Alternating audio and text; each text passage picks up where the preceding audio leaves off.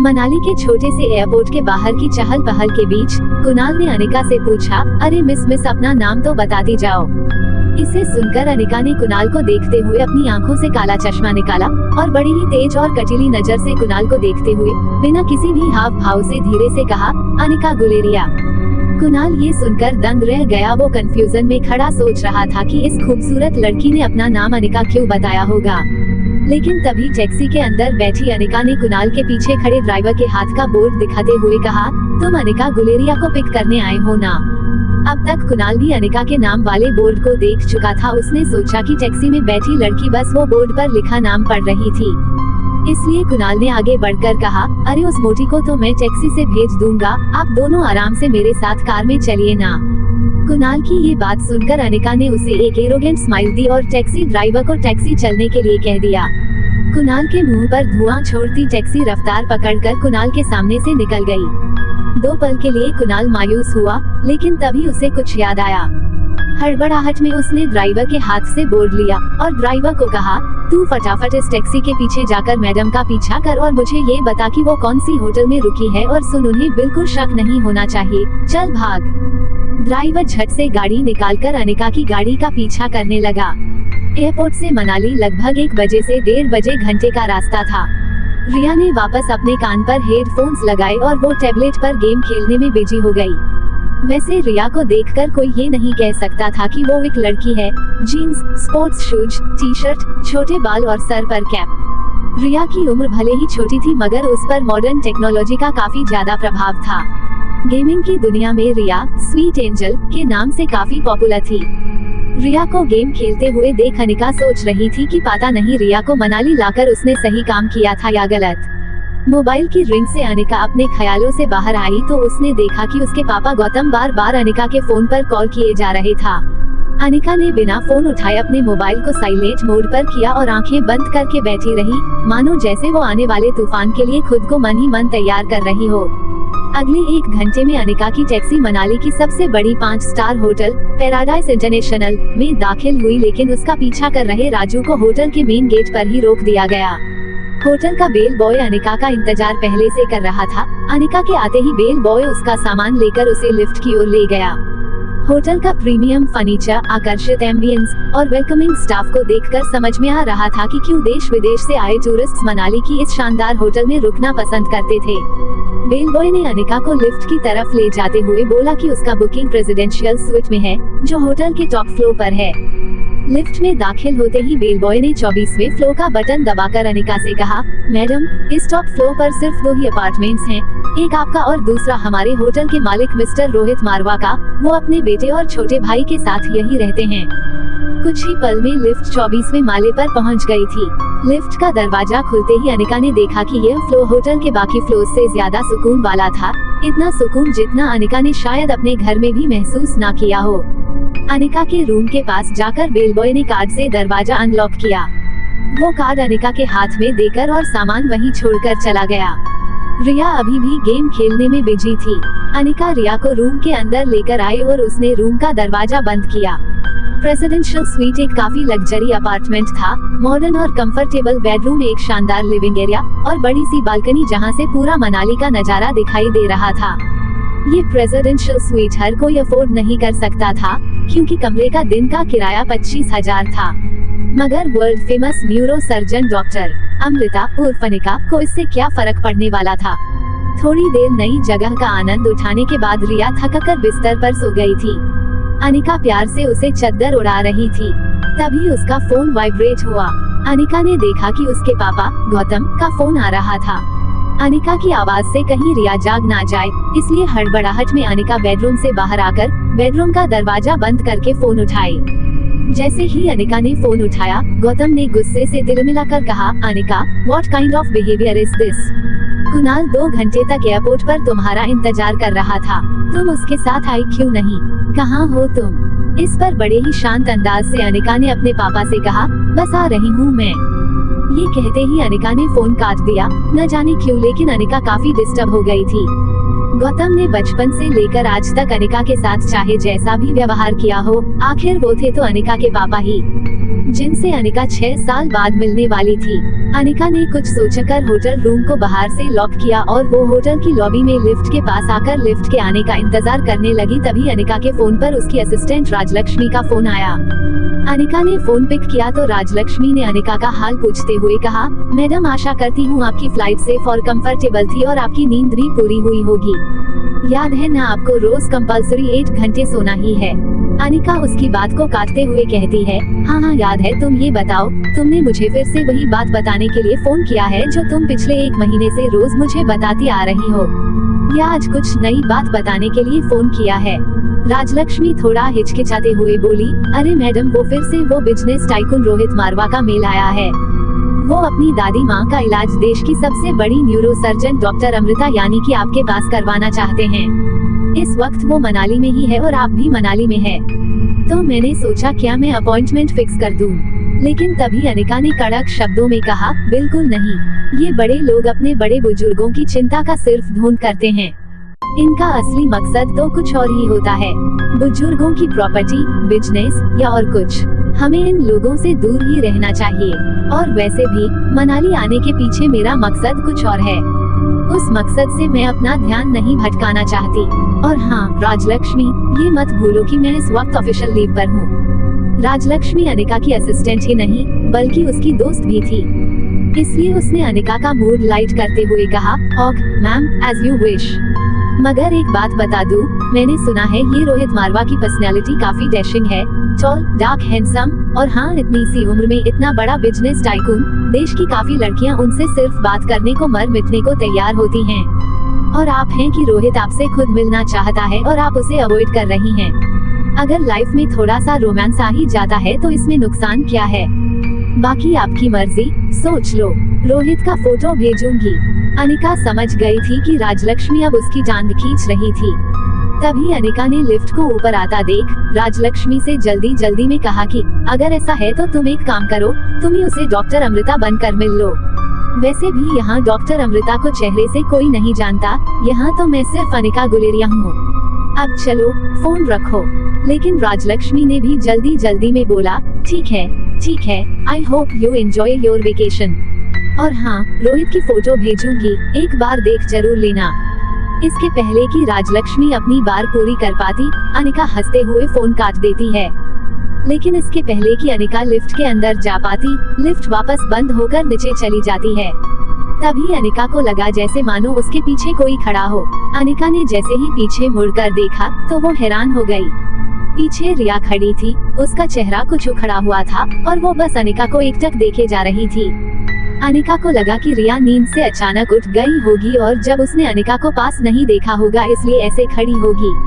इसलिए अनिका ने नीचे झुककर प्यार से रिया के दोनों गालों पर किस किया और बोली, मम्मा जल्दी वापस आ जाएगी और आते वक्त तुम्हारी फेवरेट चॉकलेट आइसक्रीम लेकर आएगी।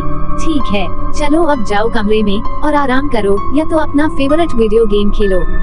तभी वापस लिफ्ट आ चुकी थी। लिफ्ट का दरवाजा खुला और अनिका लिफ्ट के अंदर चली गई। अंदर जाकर अनिका ने रिया से फिर एक बार कहा, सीधे रूम में चले जाना। हाँ, mamma will miss you and mamma love you.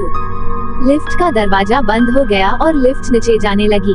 बाहर जाने की जल्दी में अनिका एक बात भूल रही थी कि उसने अपने कमरे का दरवाजा बाहर से बंद किया था। फिर भी रिया रूम में बाहर कैसे आ गई थी? अनिका की लिफ्ट के नीचे जाते ही अनिका के रूम के सामने वाले रूम का दरवाजा खुला और उसमें से एक 26-27 साल का हैंडसम आदमी बाहर आया।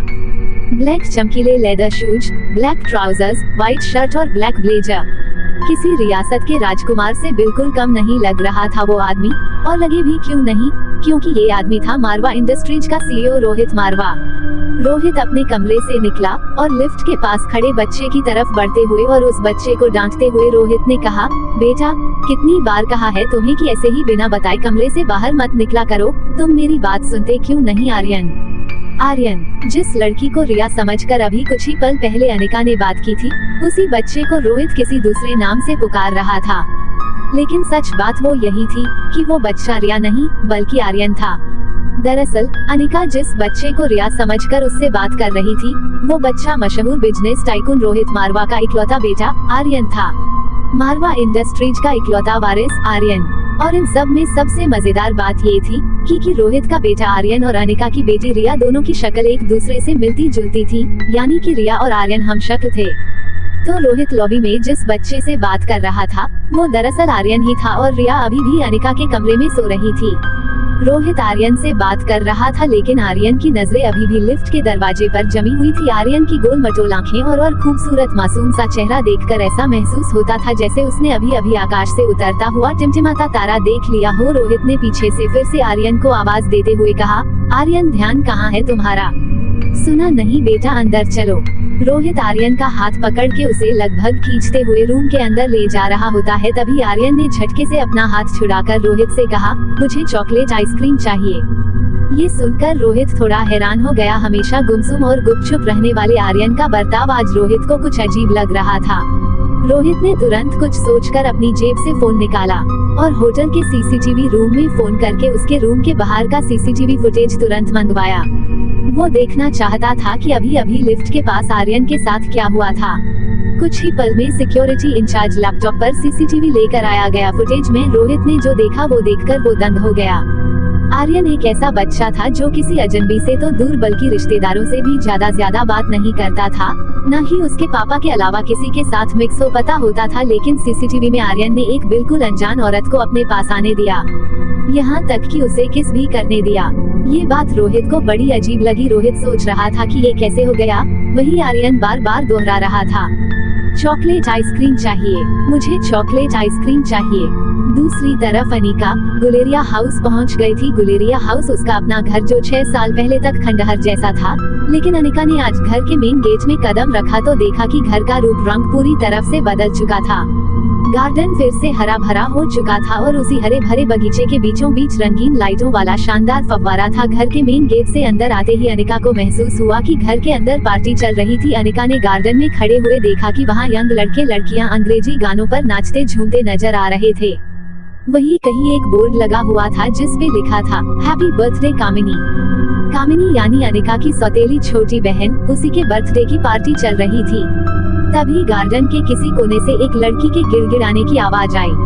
अनिका ने आवाज की दिशा में घूमकर देखा तो एक लड़की जमीन पर गिरी हुई थी। जैसे ही वो लड़की अपने कपड़े साफ करती हुई उठी, अनिका को याद आया कि वो लड़की अनिका की बुआ की बेटी प्रीति थी। अगले साल मिस हिमाचल बनूंगी और उसके बाद मिस इंडिया। क्या तुम अब भी कहोगी कि तुम्हारी अनिका दीदी मुझसे ज्यादा खूबसूरत है? डरी सहमी प्रीति ने दबी आवाज में कहा, हाँ अनिका दीदी बहुत सुंदर है, हाँ अनिका दीदी सबसे ज्यादा सुंदर है। कामिनी के हाथ में अनिका का पुराना फोटो था। वो अपनी सहेलियों को फोटो दिखाकर पूछ रही थी, ध्यान से देखो इस मोटी को। ये पागल प्रीति कह रही है कि ये मोटी मुझसे ज्यादा सुंदर दिखे। अब तुम लोग बताओ, जिसे ये मोटी सुंदर लगे वो तो कोई पागल ही होगी ना। जमीन पर गिरी प्रीति दबी कुचली आवाज में कहती है, अनिका दीदी सचमुच बहुत सुंदर है, बस उनका वजन थोड़ा सा ज्यादा है। लेकिन इस बात पर तो कामिनी तिलमिला उठी, यू स्टूपिड गर्ल, तुझे पता भी है कि खूबसूरती क्या होती है? मुझे देख, मेरे फेस को, मेरे बॉडी को देख, ये होती है खूबसूरती। ऊपर से मैं मेडिकल स्टूडेंट हूँ और इस साल मिस मनाली कंपटीशन भी जीत चुकी। प्रीति की बात सुनकर सब हंस पड़े। कामिनी ने बड़े ही स्टाइल और एटीट्यूड में चलते हुए सब लोगों से कहा, अच्छा एक काम करते हैं, वोटिंग कर लेते हैं। आपको वोट करना है कि इस मोटी और मुझ में ज्यादा खूबसूरत कौन है, ठीक है? ये बात कहकर कामिनी ने अपने एक दोस्त से सिगरेट जलाने का लाइटर लिया और उससे अनिका की फोटो जला दी। दूर खड़ी अनिका चुपचाप ये सब देख रही थी। कामिनी ने जले हुए फोटो के टुकड़े एक जूस के गिलास में मिला दिए और कहा, तो गाइस, क्या आप अपने वोट के साथ तैयार हो? तो बोलो मुझे कितने वोट? कामिनी के सारे दोस्तों ने अपना हाथ कामिनी को वोट देने के लिए एक साथ हवा में उठा लिए। बेचारी प्रीति, सारे वोट तो मुझे ही मिल गए, तुम तो हार गई। चलो कोई बात नहीं, अब हार गई हो तो तुम्हें सजा भी मिलेगी ना। तो तुम्हारी सजा ये है कि तुम्हारी इस खूबसूरत मोटी दीदी के जले हुए फोटो की राख को मैंने इस जूस के गिलास में मिला दिया है। तुम्हें बस ये जूस पीना है। लेकिन जैसे ही प्रीति ने उस जूस को पीने से मना किया, कामिनी ने प्रीति के मुंह को अपने हाथ से पकड़कर उसके गालों को दबाया और कामिनी ने प्रीति को जबरदस्ती वो जूस पिलाने की कोशिश की। लेकिन इसके पहले कि वो प्रीति के मुंह में जूस डाल पाती, एन वक्त पर एक हाथ आकर बीच में कामिनी का हाथ पकड़कर उसे रोक लेता है। ये हाथ अनिका का था। अनिका ने गुस्से में कामिनी का हाथ इतना कस के पकड़ा था कि कामिनी की चीख निकल गई। बिन माँ की अनिका को बचपन में साक्षी बुआ से ही माँ का प्यार मिला था और प्रीति तो मानो अनिका की कजन नहीं बल्कि सगी छोटी बहन हो। अनिका प्रीति की तरफ आगे बढ़ ही रही थी, इतने में उसे लगा कि प्रीति की हालत कुछ ठीक नहीं। ऐसा लग रहा था जैसे काफी वक्त से उसकी सहेलियां उसका मजाक उड़ाकर उसका तमाशा बना रही थी और इन सब की लीडर थी कामिनी। हाथ में वाइन का गिलास, लाल रंग का बैकलेस टॉप, काले रंग का मिनी स्कर्ट और गोल्डन रंग की ऊंची हील्स में कामिनी किसी ग्लैमरस मॉडल से कम नहीं लग रही थी। प्रीति ठीक से उठ पाए उसके पहले कामिनी ने प्रीति को उसकी कलाई से पकड़कर वापस जमीन की ओर पटक दिया। अनिका ने कामिनी के हाथ से गिलास छीनकर कहा, हार और जीत का फैसला खेल खत्म होने के बाद होता है और खेल अब तक खत्म नहीं हुआ। अनिका ने जमीन पर गिरी प्रीति को उठाया। प्रीति ने अनिका की आंखों को गौर से देखा। प्रीति इस आंखों को, इस आवाज को पहचानती थी। वो समझ गई कि ये लड़की और कोई नहीं बल्कि उसकी अनिका दीदी ही थी। प्रीति अनिका का नाम लेकर तुरंत उसके गले लग गई। ये देखकर कामिनी शॉकड थी। उसे अपनी आंखों पर यकीन नहीं हो रहा था। वो समझ नहीं पा रही थी कि कल तक की 120 किलो की अनिका आज इतनी फिट, फाइन एंड गॉर्जियस कैसे दिखने लगी। ये चमत्कार आखिर हुआ कैसे। आसपास खड़े कामिनी के सभी दोस्त भी सरप्राइज हो गए। दोस्त आपस में ही बातें करने लगे। पहली दोस्त बोली, अरे यार ये अनिका इतनी खूबसूरत कैसे हो गई। दूसरी दोस्त ने कहा, ये तो किसी फिल्म की हीरोइन जैसी लगती है। दूसरा दोस्त बोला, my God she looks so gorgeous. सबकी बातें सुनकर अनिका ने बड़े ही रुआब से कहा, चलो जीत किसकी हुई ये तो पक्का हो गया। अब जो सजा तय की थी वो पूरी कर ली जाए। ये कहते हुए अनिका ने कामिनी की कलाई को पकड़ा और अनिका ने वही जूस का गिलास कामिनी को देते हुए उसे पीने को कहा। कामिनी ने गुस्से से अनिका के हाथ को झटक दिया जिससे जूस का गिलास नीचे गिर गया।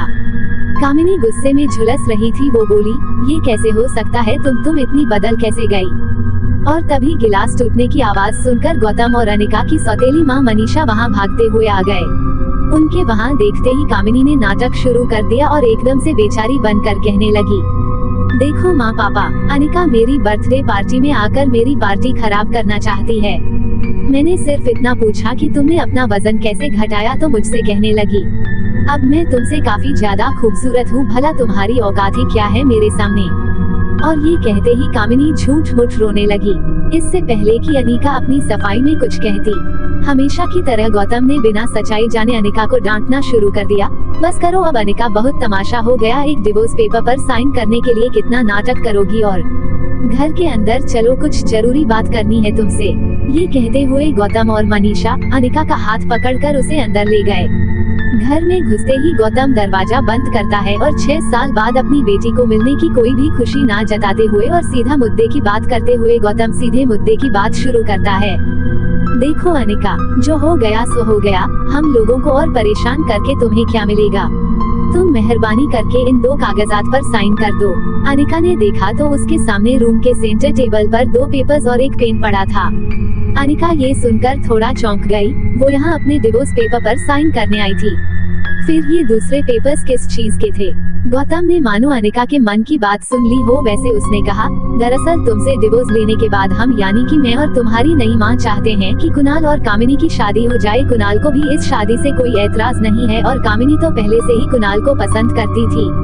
बस कुणाल के दादाजी की एक ही इच्छा है।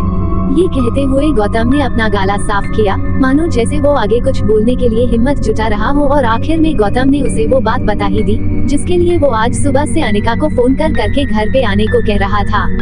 गौतम ने असली मुद्दे पे आते हुए कहा, अनिका दरअसल तुम्हारी माँ के गुजर जाने के बाद उसकी फॉर्मा कंपनी जो तुम्हारे नाम पर हो गई थी, वो कंपनी तुम अपनी छोटी बहन कामिनी को शादी के तोहफे में दे दो बेटा। मैंने सारे डॉक्यूमेंट्स तैयार करवा लिए हैं, तुम सिर्फ सिग्नेचर कर दो। अनिका ये सुनकर कुछ देर गौतम की ओर देखती रही। वो सोच रही थी कि क्या सच में उसके पापा ने वो कह दिया था जिसे वो सुनकर भी मानना नहीं चाहती थी। और वो कभी सोच भी नहीं सकती थी कि डोगरा खानदान के साथ रिश्ता बनाए रखने के लिए उसके पापा इतना नीचे गिर सकते थे। एक पल के लिए भले ही अनिका थोड़ी कमजोर पड़ गई हो, लेकिन दूसरे ही पल उसने खुद को संभालते हुए उसे मेज पर रखे उन पेपर्स को देखा। बिना कुछ कहे अनिका पेपर्स की तरफ आगे बढ़ी। उसने पेन उठाए और कुछ सोचकर वो डिवोर्स पेपर के पन्नों पर फटाफट साइन करने लगी। गौतम और मनीषा ने ये देखकर थोड़ी राहत की सांस ली। उनको लगा कि अनिका सब कागज पर साइन करने को मान गई, लेकिन तलाक के पेपर्स पर साइन करने के बाद उसने धीरे से अपनी माँ की कंपनी के कागजात उठाए और बोली, अपना कहने को इस दुनिया में इस कंपनी के अलावा कुछ नहीं है मेरे पास। माफ कीजिएगा लेकिन ये कंपनी में आपको नहीं दे सकती। अनिका बड़ी ही शालीनता से मना करके सीधा वहाँ से निकल जाती है। गौतम और मनीषा को यकीन नहीं हो रहा था कि अनिका, जो आज तक उसके पापा की हर एक बात चुपचाप मान लेती थी, उसने आज उनकी बात मानने से साफ मना कर दिया था। अनिका की सौतेली माँ मनीषा भागकर अनिका के पीछे जाती है और उसे रोकते हुए बोली, क्यों हमें बर्बाद करने पर तुली हो अनिका? पहले ही एक बिन ब्याही माँ बनकर तुमने समाज में हमारी इतनी इज्जत उछाली, वो कम थी क्या? अब अपनी बहन की जिंदगी भी बर्बाद करना चाहती हो? मनीषा की बातों को अनसुना करते हुए अनिका घर के मेन गेट से बाहर निकलने ही वाली थी कि तभी कामिनी उसके सामने आ खड़ी हुई और बोली, तुम्हें क्या लगा तुम वो कंपनी मेरे नाम नहीं करोगी तो कुणाल मुझसे शादी नहीं करेगा? वहम है ये तुम्हारा। कुणाल मुझसे शादी इसलिए करना चाहता है क्योंकि मैं उसे पसंद हूँ, ना कि तुम्हारी उस फैक्ट्री के लिए जैसे उसे तुम्हारे साथ करनी पड़ी थी, और तुम ये सब नहीं देख सकती क्योंकि तुम बचपन से ही मुझसे जलती हो। अनिका ने एक कटाक्ष भरी मुस्कान के साथ कामिनी से कहा, कौन किससे जलता है इसका नमूना तुम बाहर दिखा चुकी हो। और रहा सवाल बचपन का, तो तुम्हें तो आदत है मेरी हर चीज को छीनने की। मेरे लिए जो भी अच्छे कपड़े, अच्छे खिलौने, अच्छी सैंडल आती थी, वो तुम ही तो रख लेती थी।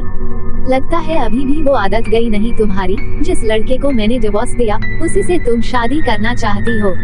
तो ठीक है, कर लो, कोई बात नहीं, मगर कंपनी तो मैं नहीं दे सकती। बचपन में अनिका का फायदा हर कोई उठा ले जाता था, लेकिन इसके बावजूद उसके मुंह से कभी चू तक नहीं निकलती थी। शायद इसलिए सबने सोचा होगा कि अभी भी अनिका को बेहला फुसलाकर, समाज का और बहन के भविष्य का वास्ता देकर बहलाकर उसका फायदा उठाया जा सकता है।